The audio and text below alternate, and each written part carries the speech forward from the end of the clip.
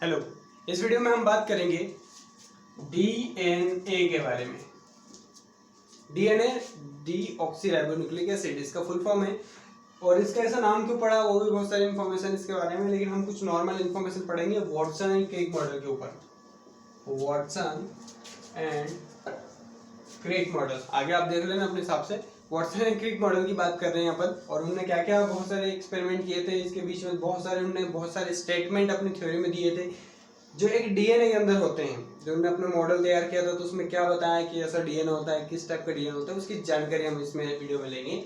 तो सबसे पहला जो है वो है DNA is a double helical structure, यानी कि डीएनए जो है वो ऐसे डबल हेलिकल है। आपने कभी सीढ़ी देखी हो तो ऐसे सीढ़ी लो, या फिर एक काम करो, सीढ़ी जो होती है ना इस टाइप से सीढ़ी, इसको राइट हैंडेड फैशन में घुमा दो तो जो नया एक स्ट्रक्चर बनेगा वो डीएनए ही बनेगा। मतलब इन जो सा डीएनए हमारी बॉडी में होता है ना वो इसी टाइप से होता है, जैसे दो स्ट्रैंड में और बीच में इस टाइप से वो नाइट्रोजनस बेस लगे हैं और उनको घुमा दो राइट हैंडेड फैशन में। ये राइट हैंड है, इसको घुमा दो तो जो नया एक स्ट्रक्चर बनेगा वो डीएनए का जैसा ही बनेगा। और पढ़ते हैं इसके बारे में। It is a polynucleotide chain. Polynucleotide का मतलब क्या होता है? न्यूक्लियोटाइड जिसमें बेस मतलब नाइट्रोजनस बेस, फॉस्फेट ग्रुप और शुगर, ये तीनों जिस मिल जाते हैं तो इस पूरे ग्रुप को हम नाइट्रोजनस पॉलीन्यूक्लियोटाइड की जगह न्यूक्लियोटाइड कहते हैं। और इसी टाइप के बहुत सारे बेस, पेयर और शुगर, बेस, फॉस्फेट और शुगर, बेस, फॉस्फेट और शुगर, इसी टाइप से बेस, पेयर और शुगर, इस टाइप से अगर ऐसे बंच में हमें मिलेंगे तो पॉली बोलेंगे, पॉली यानी मेनी।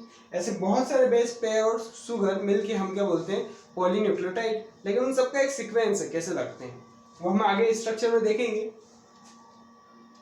चेन है, that are coiled with the each other in right handed fashion. मैंने भी आपको बताया राइट हैंड साइड में आपको घुमाओ उसको गोल तो जो नया स्ट्रक्चर बनेगा वो डीएनए जैसा बनेगा। सेकंड टॉपिक जो कह रहा है, सेकंड टॉपिक क्या कह रहा है कि two strand are anti parallel.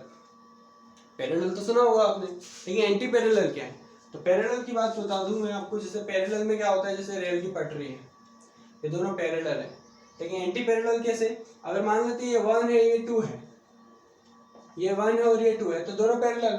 लेकिन अगर एंटी पैरेलल की बात करें तो इसको 2 और इसको 1 बना दो तो ये पैरेलल तो है लेकिन एंटी पैरेलल है। जो सीधी लाइन है वो ऐसे होगी। ये दोनों आपको हैंड देख लेते, मैं बता देता हूँ आपको, मार्कर से समझा देता हूँ। देखो ये दोनों मार्कर है, अब ये दोनों पैरेलल है। अगर एंटी पैरेलल बनाना है तो ये ऐसे, पैरेलल तो है अभी भी लेकिन ये उल्टे हैं, उल्टी डायरेक्शन में जा रहे हैं, इसको बोलते हैं एंटी पैरेलल। अब एंटी पैरेलल किस टाइप से है? जैसे इसका एक जो डीएनए अभी मैंने बनाया है, यहाँ पे बता देता हूँ, जगह थोड़ी कम है। जैसे ये अपना डीएनए, तो इसका जो ये वाला दिख रहा है, इसको अगर 5 प्राइम माने तो इसका जो लास्ट एंडिंग है वो 3 प्राइम जाएगा। और अगर ये 3 प्राइम है तो इसका एंटी पैरेलल है, यानी ये 5 प्राइम होगा, और ये इधर जा रहा है तो ये 3 प्राइम होगा, यानी ये पैरेलल तो है लेकिन एंटी पैरेलल। ठीक है, आगे बढ़ते हैं। The backbone is made of, यानी कि जो स्ट्रैंड दिख रहे हैं आपको, ये स्ट्रैंड, इस स्ट्रैंड के अंदर दो अलग अलग कंटेंट होते हैं। एक होता है डीऑक्सीराइबोस शुगर, डीऑक्सीराइबोस शुगर, और दूसरा है फॉस्फेट। नहीं, अच्छा ऊपर है डीऑक्सीराइबोस शुगर और फॉस्फेट। ये फॉस्फेट मैंने लिखा है इसलिए है, तो यहाँ पे क्या है, डीऑक्सीराइबोस शुगर है और फॉस्फेट, ये दोनों के कंटेंट की वजह से ही बैकबोन बनी होती है, ये दोनों अटैच रहते हैं। ठीक है, तो जो nitrogenous base attach to the deoxyribose sugar, अगर जैसे मैं बात बताऊं आपको, जैसे शुगर है और ये फॉस्फेट है, और सॉरी यहाँ बेस पेयर है और यहाँ फॉस्फेट है, तो फॉस्फेट शुगर से बना जॉइंट है तो वो फॉस्फोडाइस्टर बॉन्ड से जुड़ा है, फॉस्फोएस्टर बॉन्ड यहाँ पे मिल रहा है। और शुगर जो बेस से जुड़ा है तो कौन से बॉन्ड से जुड़ा है? ग्लाइकोसिडिक बॉन्ड से। शुगर जो है वो बेस से किससे जुड़ा है?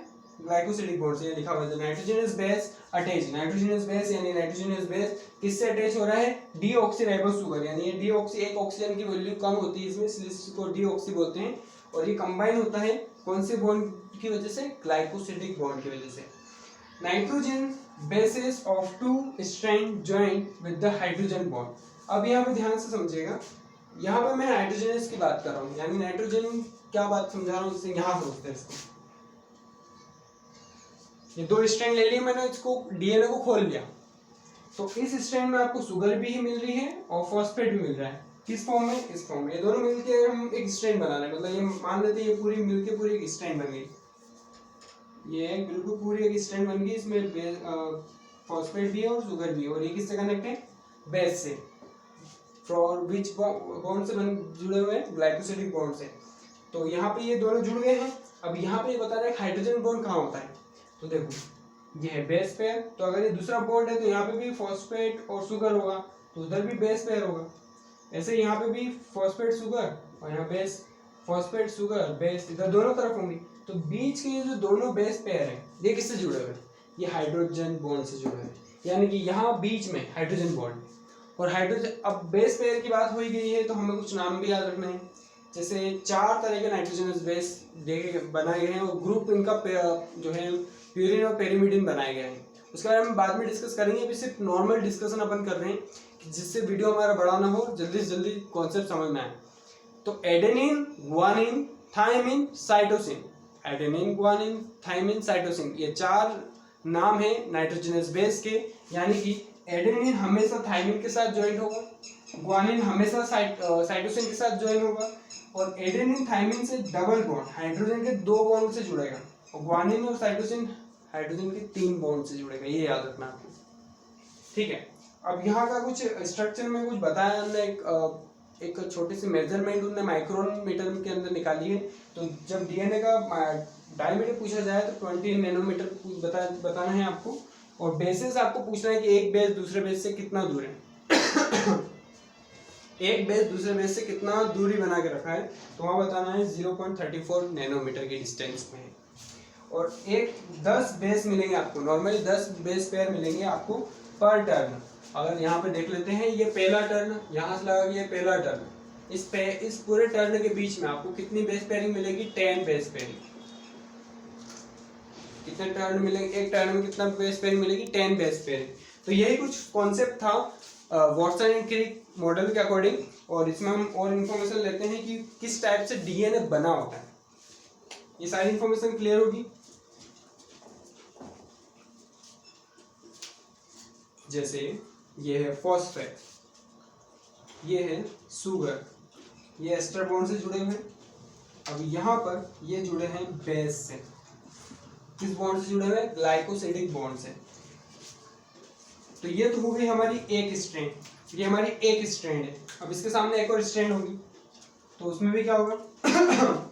एक बेस, एक शुगर और एक फॉस्फेट ग्रुप, ठीक है।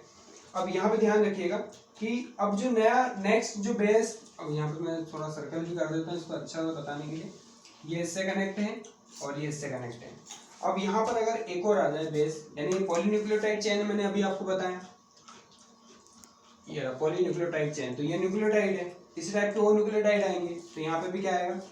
शुगर, फॉस्फेट, वैसे ही बेस, शुगर, फॉस्फेट। अब ये जो फॉस्फेट है ये इस शुगर से जुड़ा हुआ है, और ये फॉस्फेट शुगर से, शुगर बेस से, और ये जो शुगर है ये इस फॉस्फेट से जुड़ा हुआ है, और ये आगे नीचे इस टाइप से जाता जाएगा। अब जैसे जैसे आप आगे बढ़ते जाएंगे तो जो नया फॉस्फेट आएगा वो इस शुगर से जुड़ जाएगा, फिर ये फॉस्फेट शुगर से, फिर बेस से, फिर ऐसे ही बेस, शुगर, फॉस्फेट आएगा, तो ये इससे जुड़ेगा, इससे जुड़ेगा, और ये शुगर किससे जुड़ेगा? फॉस्फेट ग्रुप से। यहाँ पर अगर हम इसको 5 प्राइम माने तो नीचे जाके आपको मिलेगा 3 प्राइम, और अगर ये 5 प्राइम है तो इसका एंटी पैरेलल ये क्या होगा? 3 प्राइम, और यहाँ नीचे मिलेगा 5 प्राइम। ये कुछ इन्फॉर्मेशन हमें वाटसन एंड क्रिक ने दी थी। 5 प्राइम कैसे होता है, 3 प्राइम कैसे होता है, वो हम बाद में डिस्कस करेंगे। इस वीडियो में इतना ही। Thank you.